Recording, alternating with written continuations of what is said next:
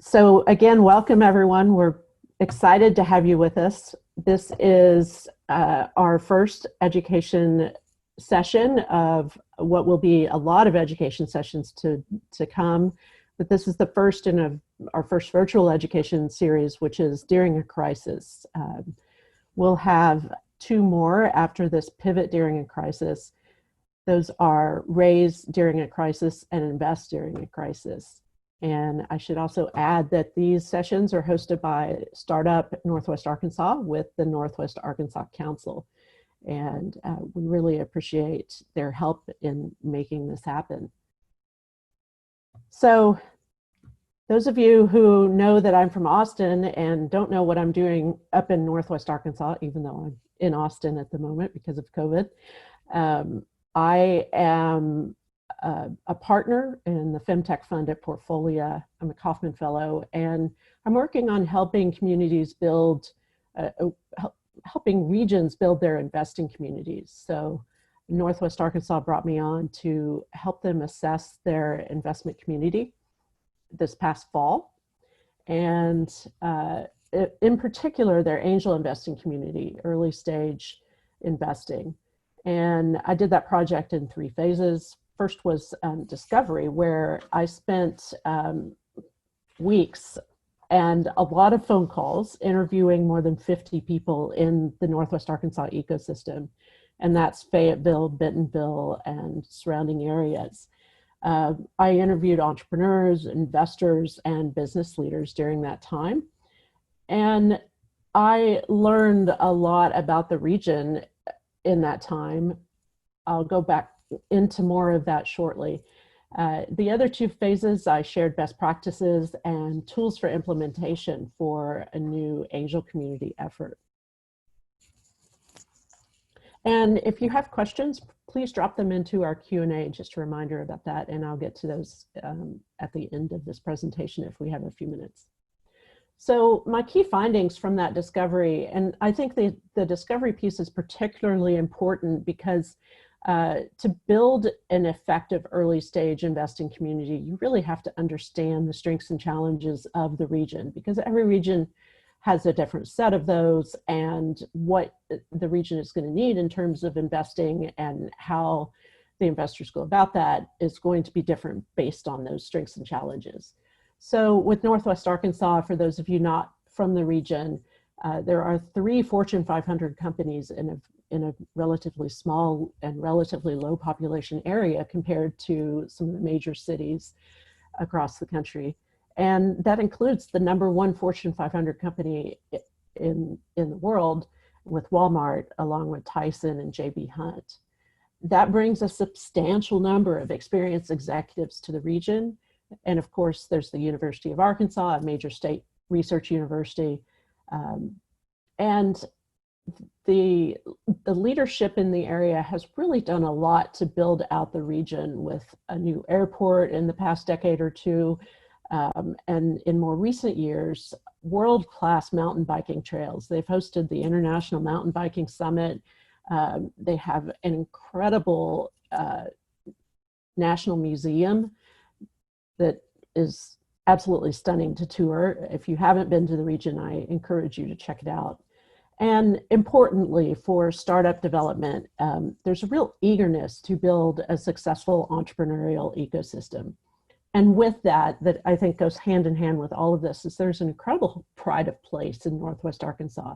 It is a beautiful area, and there's a high level of dedication and affection for the region. It actually reminds me so much. I'm an Austin native, for those of you who don't know, and it reminds me so much of Austin when I was growing up here. A university community. They don't have the state capital in Northwest Arkansas, but very similar feel. And I think that in 20 years, it's in all likelihood, Northwest Arkansas will not be a well-kept secret anymore, if not in 10 years. It's already, people are learning about it, and the growth has really been phenomenal in the area. A lot of people don't know that after 9/11, Walmart required all of their vendors to have offices in the region. So there are more than 1,500, I think possibly closer to 1,600 Walmart vendors within 50 miles of their home office, which brought a bunch more leadership in retail tech and similar sectors. So, of course, every region has their challenges, and Northwest Arkansas, being a relatively nascent ecosystem, has theirs as well. Investor experience and investor fatigue were both items that came up, because while there was a natural state angels organization that held pitch events and invited accredited investors in the community, there was no what most in the angel group community would call an organized angel group that's restricted just to accredited investors. And along with that is really a lack of angel investing education. There's absolutely a ton of incredible corporate talent in the region, but few people who have experience in this early stage asset class. And that can be changed, because when you have so many incredible leaders who don't know this asset class, the solution is just to teach them about it. And we're starting today with educating our community on a number of different topics in Northwest Arkansas. And we're inviting people from outside the region because we want you to know about Northwest Arkansas first, but second, we have a lot to share with you. And why not, as a friendly community as Arkansas is, why not invite you to join us? We had past seed funds in the region that struggled. They focused primarily geographically on local and with fewer successful exits at the time and a lack of follow-on capital. Those were challenges. Of course, I mentioned the entrepreneurial experience with a nascent growing ecosystem. And there's a tech talent gap. I mentioned that there's a ton of executive talent, but tech talent is a challenge in a lot of regions. My recommendations are lengthy, and I certainly didn't include everything here, but the number one recommendation I gave the region was education. So like I said, that's where we're starting today. This is our first workshop in that program, and we're really excited to have you all with us today. I also recommended how to go about building a new angel investing community and training business leaders to mentor and advise those early stage entrepreneurs so that the ecosystem can really grow and succeed over the years.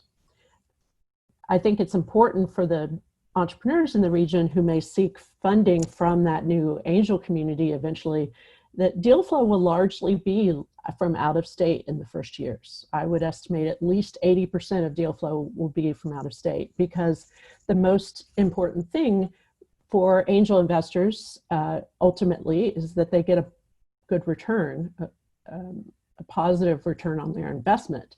And that is less possible when you're limiting yourself to geography and a nascent ecosystem. So that's exciting for those entrepreneurs who've joined us who are not from the region, that this region will be a source of potential investment in coming months and years. So with that, I think I finished a couple of minutes early, which is fantastic. I sometimes talk a little much. And I want to welcome our speakers. I'm going to take myself off of sharing my screen, but I wanted to mention who our speakers are. For those of you who haven't read their bios on the event page, you can see those in detail. Charu Thomas is the founder and CEO of Oculogx, and also Forbes 30 Under 30. She's quite the impressive entrepreneur. And equally impressive are April and Stan, and they are the co-founders of Movista. And I'm not even saying their last names because we all just know them as April and Stan. So I'm going to go from my stop share, and we should be, let me get my screen fixed here. We should be in gallery mode, so you should be able to see all of us. And again, we are using this as an opportunity to pre-record a session for the community and beyond. And so again, I welcome those of you who've been able to join us live. And for those of you who watch this recorded later, we hope this is a helpful session for you. So I am going to go into a couple of intros. We have April and Stan and Charu. I would like to invite each of your two company teams to introduce yourselves and your companies. No need to go through bios, as I mentioned, but we'd like to know just the elevator pitch, if you will, for each of your companies. Well, I'll go first since Charu is currently muted. I can see that you're muted, Charu. I will say Zalowski and Segabrook. So in case it comes yes. on a test. I can actually pronounce them, but you're Stan in April. I mean. Yeah, in April. I'll say that part, and then you tell them what we do. So Movisa is a mobile platform, a technology that it is used within retail today. We focus on helping our clients understand what's going on within retail, whether you're a stakeholder, a retailer, a staffing company, or a manufacturing company. We give them insight and visibility to what's going on within store, and at the same time help drive efficiencies and workforce optimizations with the labor. So we were founded in 2010, so we just turned 10 years old. And from a startup, just a little bit of very quick background, we initially raised $3.5 million and 3.5 million rounds of seed funding in Arkansas and surrounding states. And but we did a Series A about a year and a half ago with Level Equity out of New York. And so we're a Series A company. We have about 100 employees, with about 2/3 of them based in Bentonville, and the other third based around the U.S. as necessary, where we needed certain technologies or we needed certain people on the ground with our clients. Great, thank you both. Charu? Yeah, well, it's great to meet everyone. My name is Charu Thomas, and I'm the founder of Oculogx. Oculogx builds a digital order fulfillment platform so the 3 million plus associates in stores and distribution centers can do more in less time. Our customers range from Fortune 100s like Walmart and Google to small businesses with just 4 people. And we've been recognized by organizations like Forbes, Business Insider, and TechCrunch. So hopefully that's a good, general overview of what we do. Yeah, but we're really thankful to be a part of the region and to have been a part of this panel. So thank you so much, Claire, for organizing it. Yeah, and thanks, Charu, for joining us. And Stan and April, of course, have spent a lot of time in the region even before they started their company. Charu, you moved to Northwest Arkansas from another region. Maybe you can just super briefly, we'll go off topic for a second, but following my presentation, I'm curious what your thoughts are on working as an entrepreneur in Northwest Arkansas. Yeah, so I'm originally from Atlanta, and it's a great place to be, but I was really compelled by the kind of like what Claire was actually touching on in the advantages of the region. Having such incredible, such an incredible corporate network within such a small region is really powerful, But I do think that some of the challenges that you were referring to do definitely exist, especially related to funding. So it's a very interesting place to be, though. I think that it has a lot of incredible opportunity. So that's why we came here. Awesome. Thank you. So we're going to get right into our topic.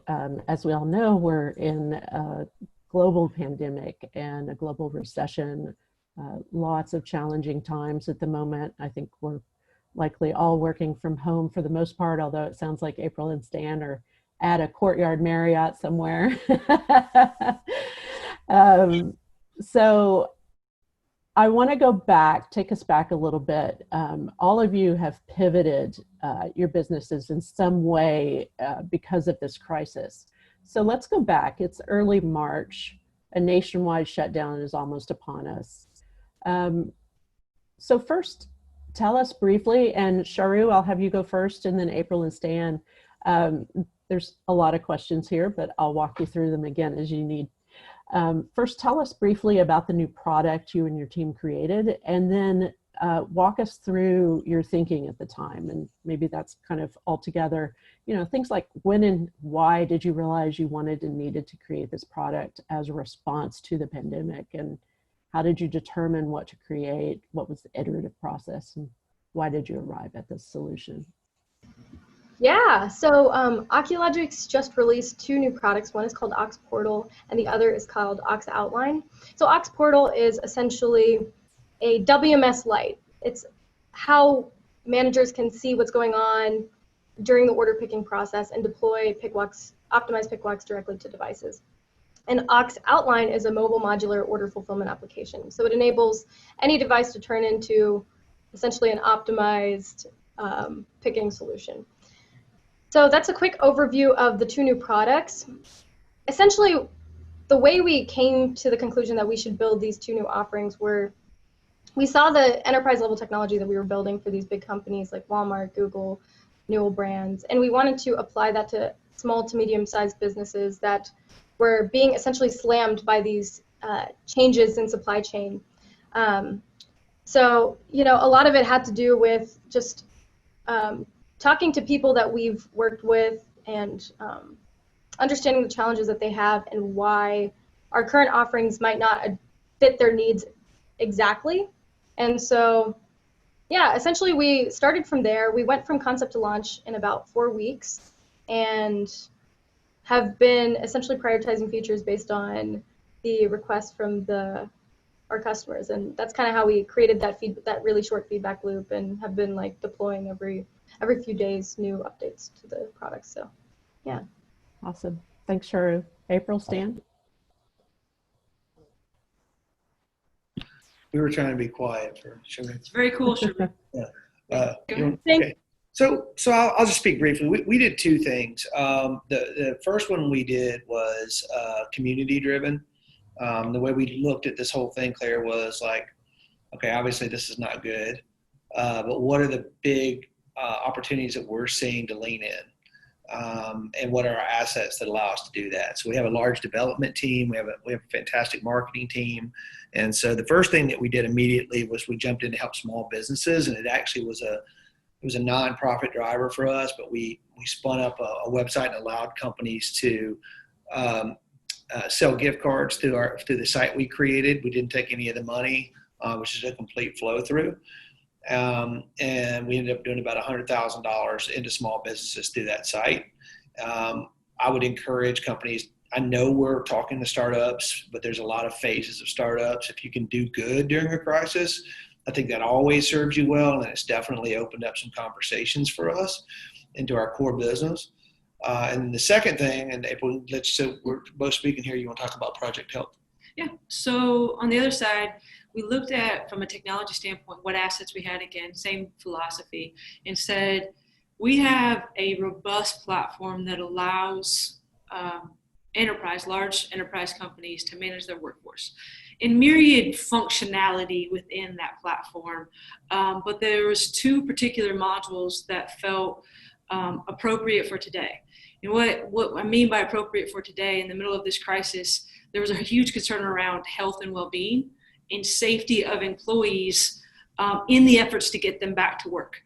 So when you talk about safety, it's the preventative measures of safety, but also the reactive measures that you can take when you know there's a hotspot, as they talk about it in the news with the CDC, a hotspot around, we're having cases reported, or we have a community that's showing symptoms or having, again, positive tests.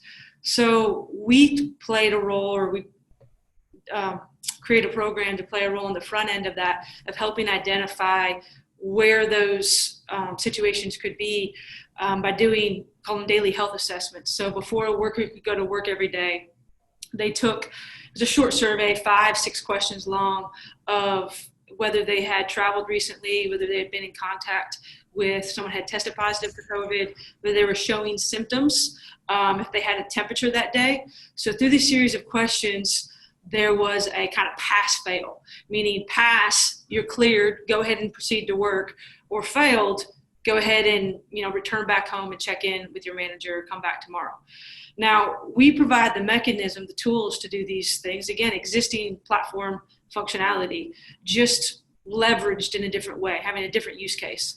The company, our customers, utilize that functionality in the way that makes sense for their HR teams, for their business operations teams, but it gave them really, in a lot of ways, I hate saying this, but unprecedented access to what's going on with their workforce in the attempt to get them back to work. And then, oh, by the way, we have a digital repository of all that data collected.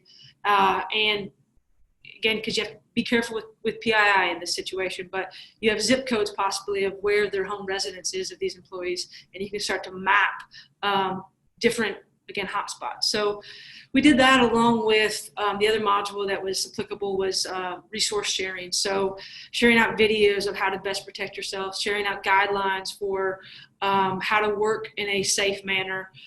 Those resources were available along with and right next to the health assessments that the employees would take. Awesome. Thank you, guys.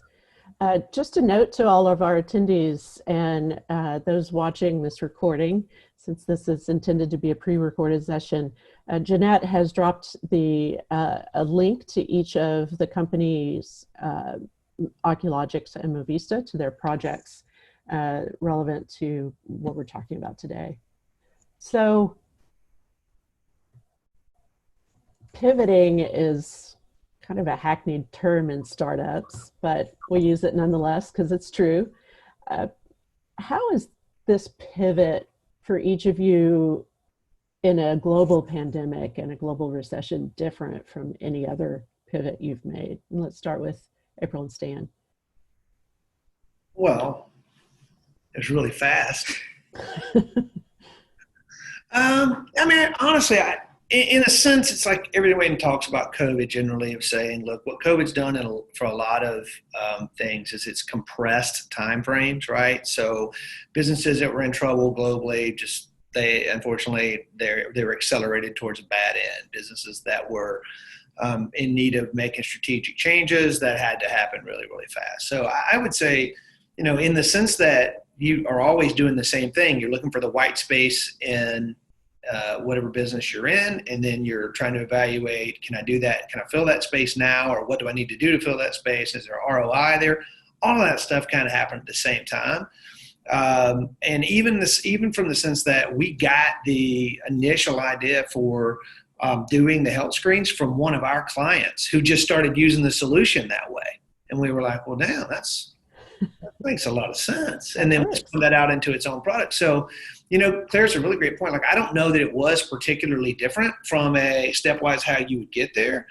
But it was definitely different in the sense that in this scenario, we were under siege on our core business, or at least under a lot of pressure. I don't know that we ever got to siege, but we were under a lot of pressure. And so we needed to do something. Whereas normally I think that a pivot could be a result of not necessarily having to do something, but just recognizing a change in your market or opportunity over there. Yeah. One difference, if you would, from a traditional pivot is we didn't abandon our core business. Our core business is still an incredible focus. It has to be. So this pivot is, both that Stan shared was something else we had to do over here, which, caused plenty of organizational coordination challenges that you had to work on because you weren't just moving everyone over to the pivot. You definitely still protect the base. I see Charu nodding a lot. What's your take on this with the pivot? Yeah, from ordinary times to now.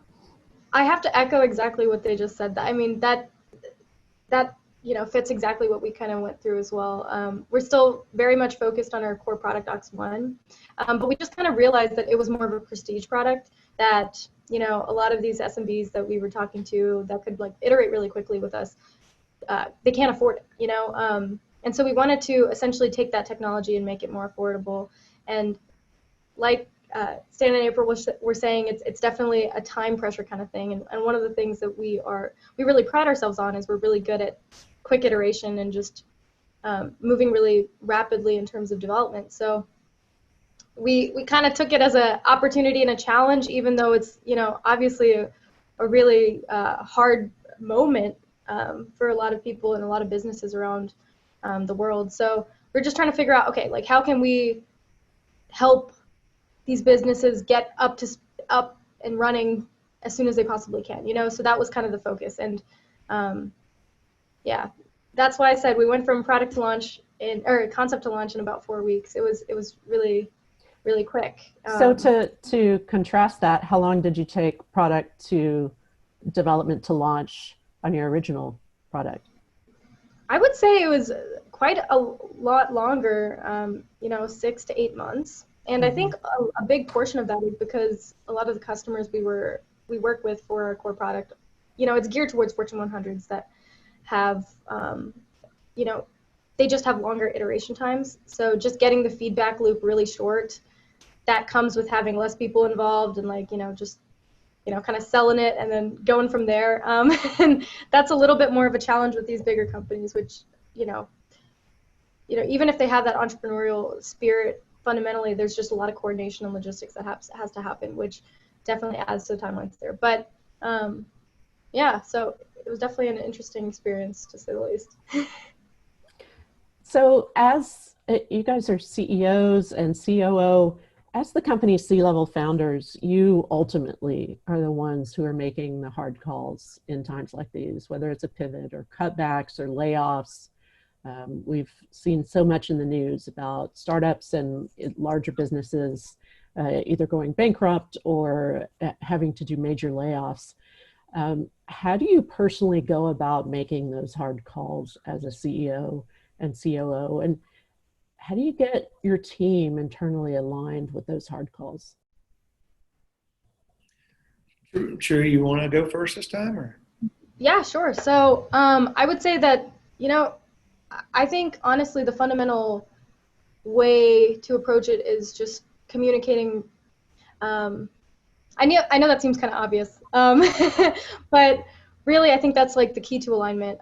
So for us, it was definitely focusing on cash flow first. So that was the biggest thing that I was looking at as soon as the pandemic started hitting. So I was trying to make sure that we were getting partial invoices and securing investment and doing all we could to make sure we were in a solid spot financially.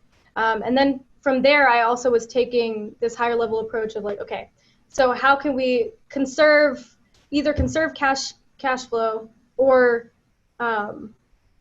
generate revenue? And that was like the two. I mean, that always should be a focus, obviously, especially for fledgling companies. But it was even more, there was just a lot more uncertainty in how the markets would kind of play out. So, traditional financial projections obviously were kind of out the window. You're not yeah, you know that one. You guys jump in. in your ear, Charu? What's wrong with you? Yeah, so it was definitely interesting. And then from there, it was just about, so luckily for us, we have a really small team. And we've been, I guess, kind of built to be lean just because we are a very resource-light kind of company. So I will say that sounds like a startup, Charu. Yeah, no, you're absolutely right. You're absolutely right. But luckily for us, it was kind of a blessing in disguise, because we were able to really I think also another aspect of my team, my team is absolutely incredible. I really cannot say enough good things about them. They just it's the best group of people I've ever worked with in my life. And I think the greatest thing about it is that we're all aligned on this vision. We all know exactly where we're going. And so making these decisions day to day, I think since we all have that alignment of where we're going, it was a lot easier to figure out and change what we're doing on a day-to-day basis because we still were looking forward towards that vision. So yeah, I guess that's a kind of roundabout answer, but that's that great. helped. Thank you. April, Stan, the hard calls. We always talk beforehand who's going to go first. So Stan's going to kick us off here. That's the conversation that goes on. Yeah.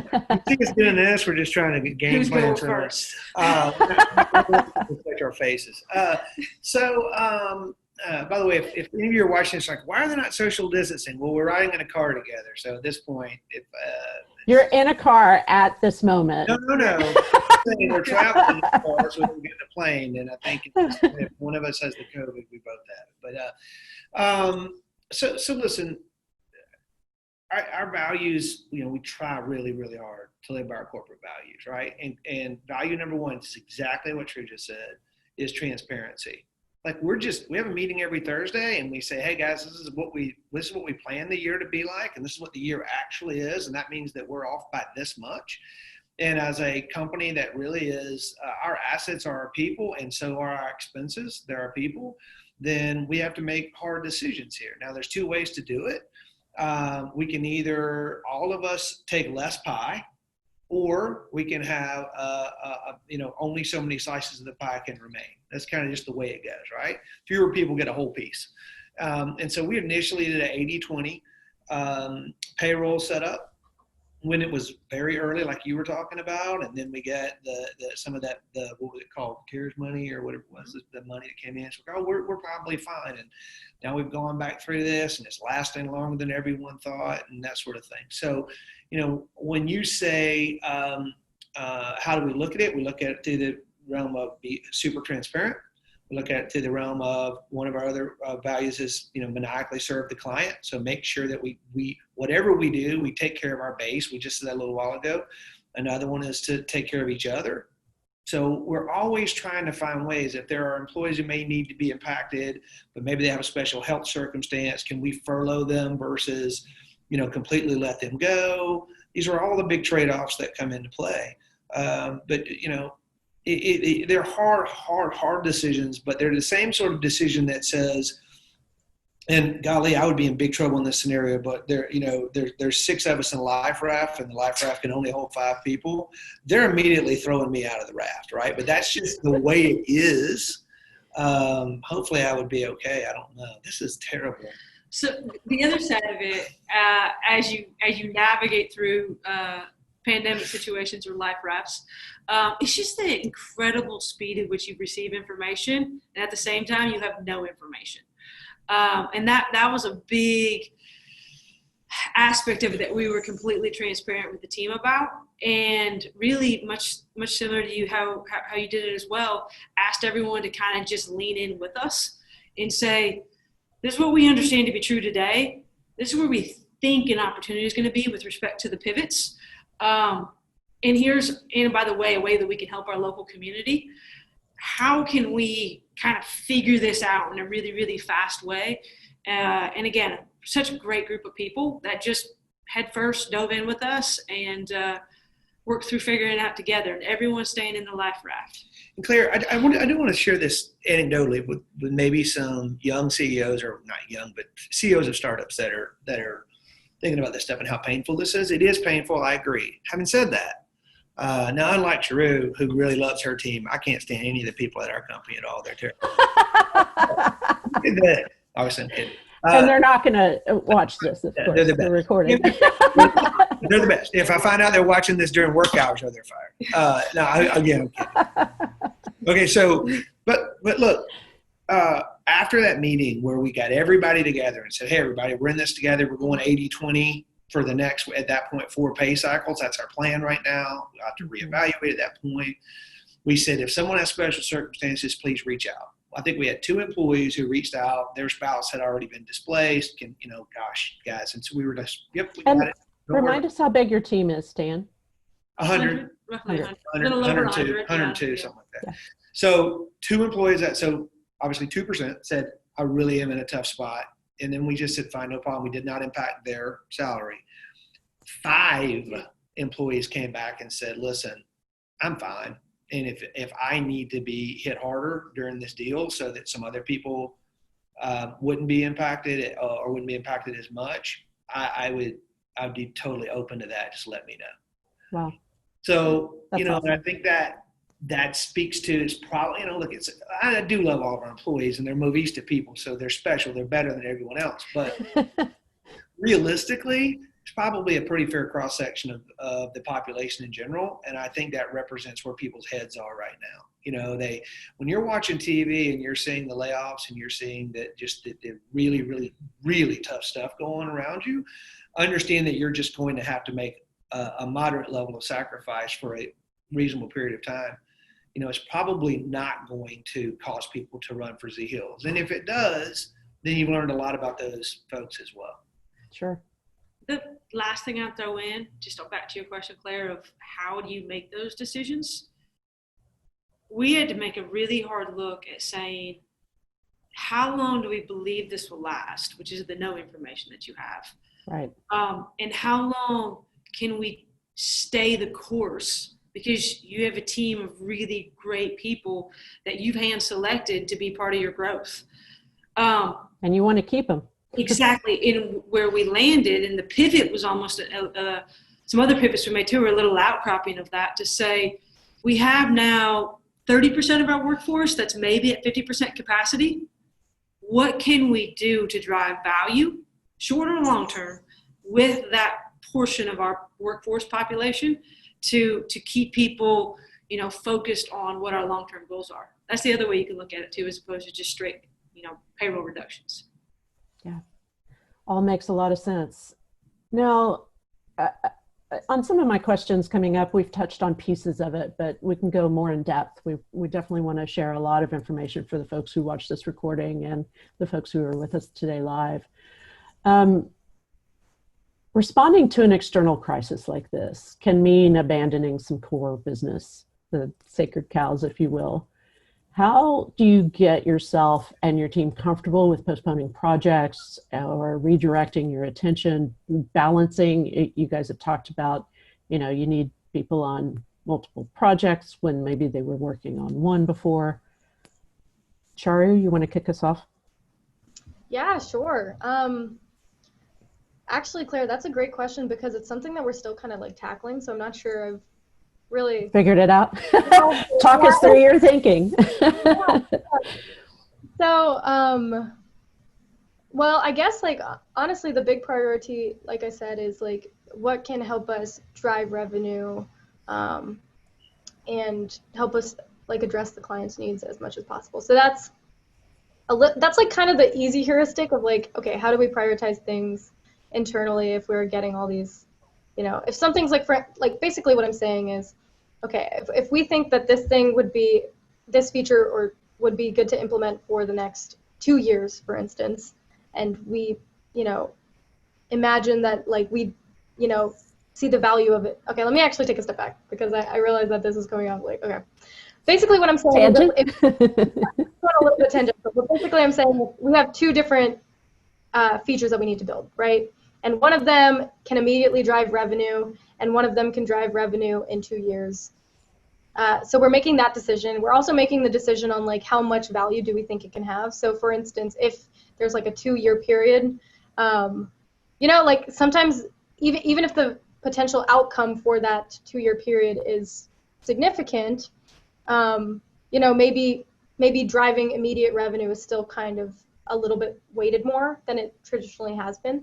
Mm-hmm. So yeah, I guess that kind of sheds a little light in terms of when, like how we're onboarding customers. We're like prioritizing customers who can like move quickly. And with the customers that we already have, obviously maintaining the pace with them, making sure that they're taken care of. Like Stan and April were mentioning about like the customer centricity. So like honestly having these conversations with our customers and being like, how can we serve you during this time? Because you guys are, I mean, our customers are retailers, you know? So they're feeling it, you know, they're definitely feeling it. So like, what can we build? What can we do to help you immediately and add value immediately? So that's kind of how we've been making decisions. Yeah, I'll stop there. How do you convince people to have to balance all these things, April? I don't have to convince it as much as kind of working through it as a team. Look, we have a lot of sayings we say at the office around the Movista team. There's quite a few of them. We like them. One that comes to mind is embrace the pain. This is one where you just have to embrace it. To your point, Claire, how do you decide what's core and you can't sacrifice versus things you have to push back? It does come back to value. And if you're seeing a stalling of your pipeline, whether it's of new customers or the upselling of existing customers, because they have just as few as answers as we have, so there's a stalling there, then you have to heavily consider big ticket development projects and putting them on pause. But that does come back to what we talked about last time of having a workforce that you don't want to turn half of them if you intend to rehire the same quantity 7, 8, 9 months from now. Then you have the entire startup of getting up to speed, the first 6 months before someone gets productive. So we really focused on value. What can you do to drive value?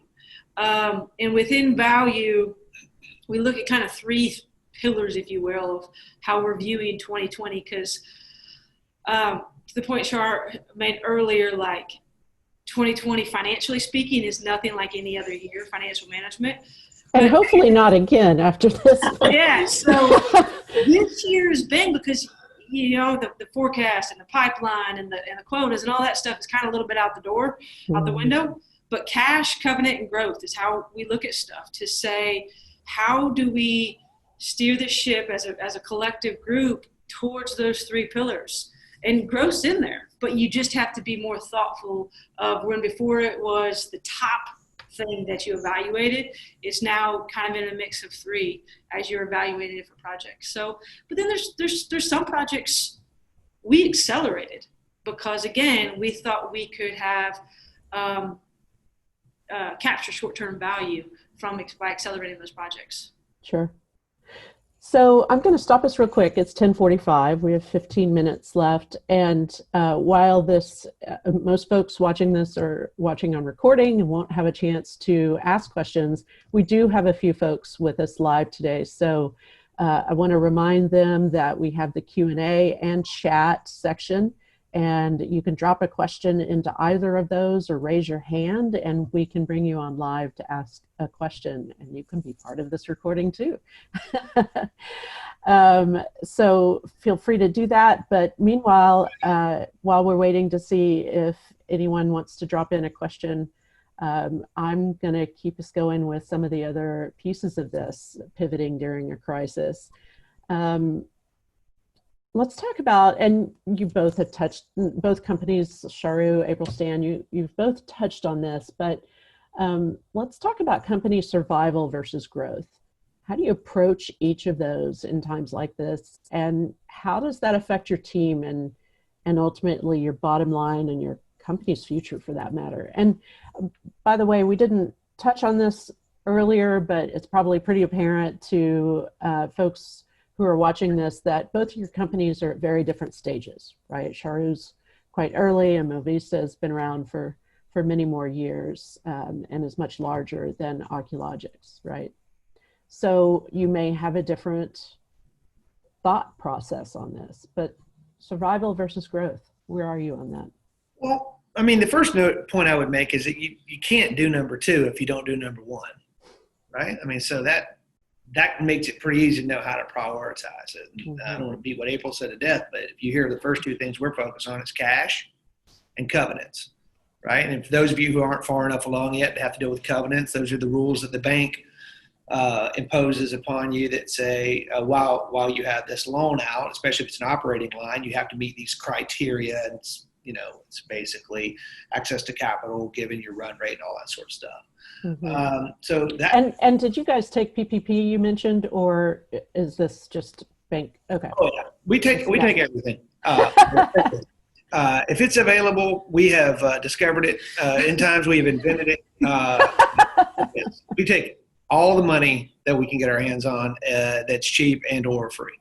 PPP, WKRP, we have all the money, which I love that many people won't even know what WKRP is, but look it up. So I thought it was a radio station. No. It's a fictional radio station.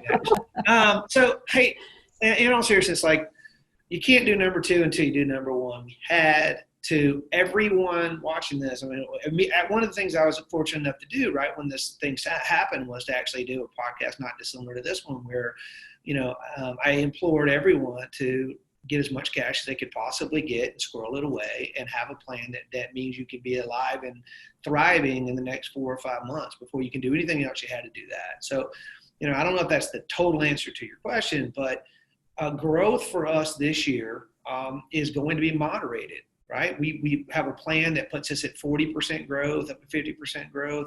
Realistically, if we can grow 10 to 15% this year, we will be like Rocky running up the steps in Philadelphia. So happy. We're lucky to have a very resilient, recurrent revenue stream with our clients because, it's just the nature of our business, enterprise, and because we're doing business in retail, many retailers have done well, others not so well. So there's a mix, but we have a resilient base. And so I would just say, the short answer to your question is we are only focusing on growth as it is possible after we make sure that we are putting ourselves into be here and fully functional when this thing abates, which at this point, of course, we don't know when that is. Right. Charu? Yeah, I mean, I definitely think like where we are as a company definitely impacts the answer a little bit. So it's a very similar kind of process. Originally, we were just focusing on, okay, how do we make sure we're in a good spot financially, and, making the strategic decisions there. Like I said, like people were saying 18 months and prepare for that kind of level of cash in the bank kind of thing. So that's what we did first, and that was the immediate focus. But once we did that, and that maybe took like, maybe a month or two to figure out, government assistance, for instance, like PPP, like you were referring to, and partial invoices for customers. And you guys took PPP as well, right? We did, yeah. And so now at this point, we're kind of in this state where we are in a good spot financially at this current level, and luckily, like I said, like I was mentioning earlier, we're a very incredibly lean team, which basically means we're kind of doing, oh wait, go ahead. I don't know if you mentioned, how big is your team? We have 6 people. Okay. So yeah, like genuinely like what, less than 10% of April and Stan's company, so definitely does impact the decision. That much more efficient. Yeah, you can just get that much more done. See, we need all these people to get and done. the IQ points are exactly flat. Exactly. You're not even allowed to drive on campus at Georgia Tech. No, that's absolutely not true. That's not true. I mean, my exact point is like, because of this market shift, we also like, from an optimistic standpoint, entrepreneurs are optimistic fundamentally. We have a really lean team. So the first thing was taking care of the team, taking care of the finances, like Stan and April were mentioning. After that, it was like, okay, now what levers can we kind of pull to improve growth as well? Because we think that this is a huge market shift that can actually really impact our core business and put us in a stronger position at the end of it. So that's kind of Even though you're working with retail. Yeah. We think that shift has actually changed the dynamics fundamentally for a lot of the customers and potential customers that we have. So now we're kind of like focusing on like, okay, how do we like, essentially put more resources in those areas that we're not that great at, So it's definitely a challenge, especially again, because we are a very lean team. And I guess also one thing I want to point out is I talked to an entrepreneur maybe like a few months ago to get his kind of feedback on it, because it was something that was on my mind. How do you grow versus, focus on making sure everything's good kind of thing. And he said like there's honestly very different answers. He had 2 different experiences, 3-time entrepreneur.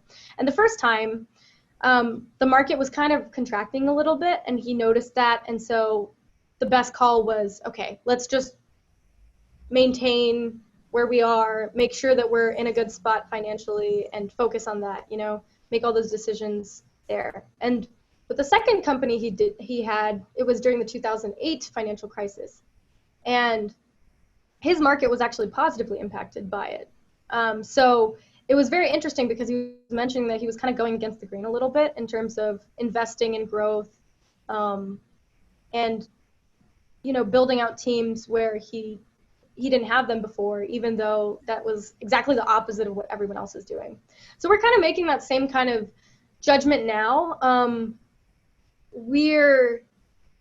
And like I said, again, like the big challenge is, since we're such a small team and very lean, like every new hire for us is like a big deal, you know, like that's like a really big deal for us, you know? So yeah, just figuring out, you know, if we were to make a hire, how could we do that? Like maybe there's alternative ways to compensate people even. Like that's kind of, we're getting a little inventive on like how we can grow essentially. And yeah, you know, what channels are people using? What can we do for free kind of thing? And yeah, sure. So. April, you wanted to add something? Quickly, an exercise that folks that are listening should consider going through, because A, it's just financially responsible for the company, but it also helps you sleep at night. Model your scenario. Model your scenarios, or use NyQuil. What is your growth strategy, and what does that budget look like? And then the bottom one, and there's probably one in between, but the bottom is just base budget to hold serve of what you can, you know, just the bottom of the barrel budget. And then, like I said, there's probably one somewhere in between. But what then you do is identify points in time of events happening, and then actions you're going to take. So, for example, if you had in Q2 forecasted unknown new revenue of, say, $1 million, let's just use round numbers, and you come in at 100,000 because the pipeline stalled, well, you know, you now created a $900,000 bogey that you have to go get. But you also then say, okay, that doesn't move me off my growth plan. But when Q3 starts to come in lighter than you thought, maybe July, you have to start taking those already thought about steps to get back down as you're notching yourself down towards that base budget. So to your point of growth versus just maintaining, it helps to think through all of that stuff beforehand, so you're not making emotional decisions in the moment, and you have kind of a playbook. Yeah. Thank you I all. that. Yeah, that's good stuff. We just have a few minutes left, and I want to try to get to two more topics super quickly, so we'll have to really shorten our answers on these. Every company is responsible to Stan, you're looking at April, really. Every company. I was looking at April to say we can't do that. I wasn't looking at April. You're really good at it. She's like, my bad. So every company is responsible to stakeholders. We've touched on that, whether investors, customers, or business partners. How and what, or maybe just how, have you been communicating to your various stakeholders? And just 30, 60 seconds each before we get to our final thoughts. I want to say this real quick. I learned this the hard way. Over communicate more often than you think you should, communicate more than you think you should. You just can't do too much of it. So the short answer is every employee, every week. Every week I send a note out to the board, giving them an update that is weekly. We have a monthly call with our board, and then we have, of course, a quarterly board meeting. So it's and from a leadership perspective internally, it's every week as well. So it's weekly internally as well as board facing, and then a longer format monthly, and then an even longer format quarterly. What about customers and investors? Oh, well, sorry, customers too. So obviously, customers, it's very similar though, in that we are communicating with them because we're an enterprise company. We do enterprise deals. We're constantly in communication with our clients, and so I would say that cadence from a global standpoint is probably more in the monthly time frame, but from a practical at the point of interaction standpoint, it's weekly or bi-weekly quite easily. And has any of that changed with this crisis, the pandemic?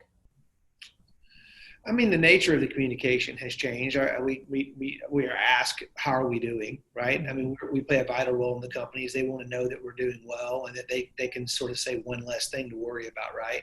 And then sometimes they're reaching out to us because they're struggling with cash and they want to know if we can help. Yeah. So, yeah, I mean, there's a difference in the nature, but I would not say there is a difference in the cadence of the communication. Charu, anything to add super briefly? Yeah, sure.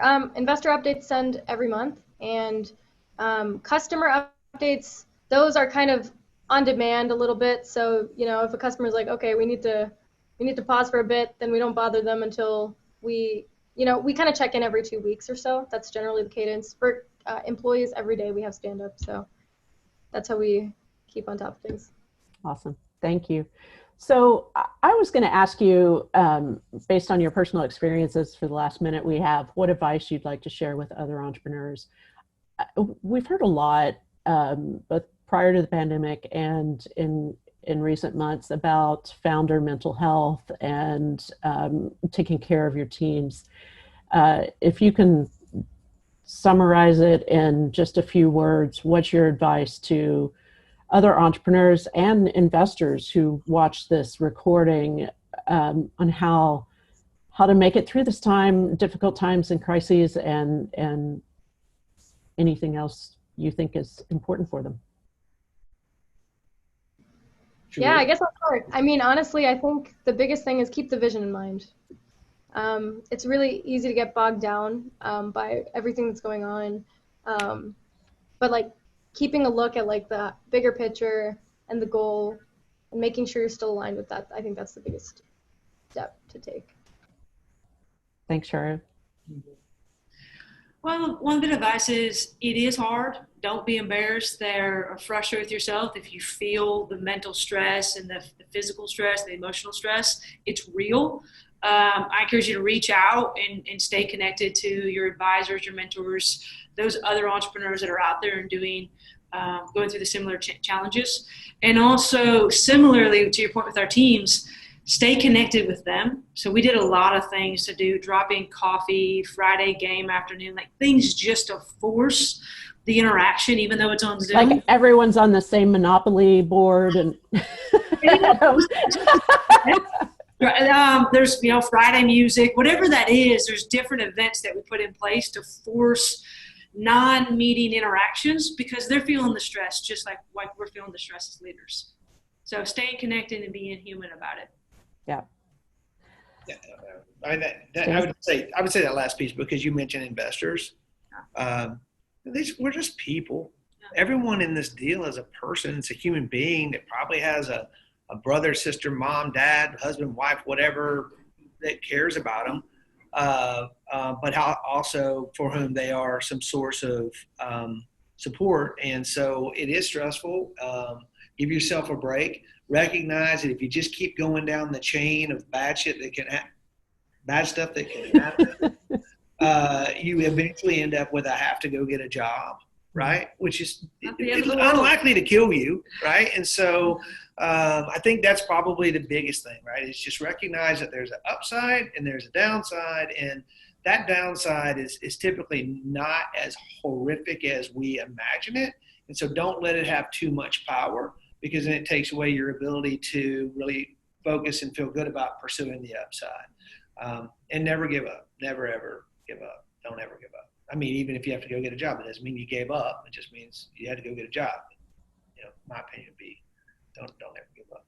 Never. Or ever. Just don't. You guys are fantastic. I'm so impressed with what you've been doing during this time, and wish you all the best. Charu, April, and Stan, thank you for sharing your perspective and opening your companies to us and your thoughts on how to handle a crisis as entrepreneurs.